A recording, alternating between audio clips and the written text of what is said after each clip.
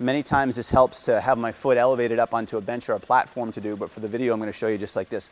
I find something with a good amount of bite and very little give to be more appropriate for this because of the rubber material that the lacrosse ball is made up of. This is going to dig in and give you some of that tacky response in the tissue that we want. I find that a baseball or a softball glides and slides a little too much, and the tennis ball might not have enough bite. Try a tennis ball if you want, because it is soft and pliable, but the lacrosse ball is going to have a little bit of give, which will work nicely.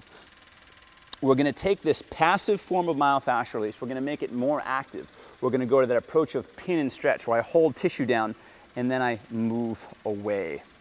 What I want you to dress is I want you to go after the soleus. So I don't have the most fantastic calves in the world, but you can see the lateral gastroc, you can see the tendon coming down here. We're not going to go after the lateral gastroc. Maybe if I shave the leg hair. If I shave the leg hair, I bet I have great calves under the leg hair. So we're going to go right behind the tattoo, yes? I'm Irish, only the good half, right? But we're going to go right in through here with the ball. And I'm going to press in and I'm going to go downwards. I'm going to pin and I'm going to stretch down and I'm going to actively move away.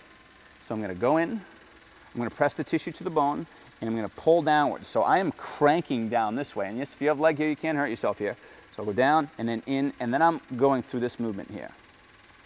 I'm not just driving this from my hip. This isn't like a hip flexor stretch. What muscle do you think I'm activating to get some reciprocal inhibition?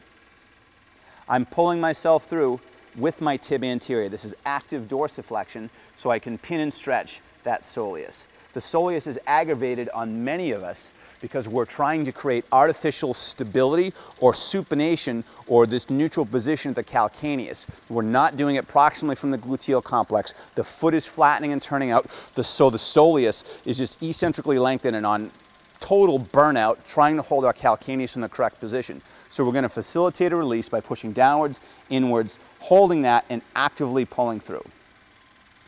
Find a different spot, actively pulling through. Try it on the gastroc if you want.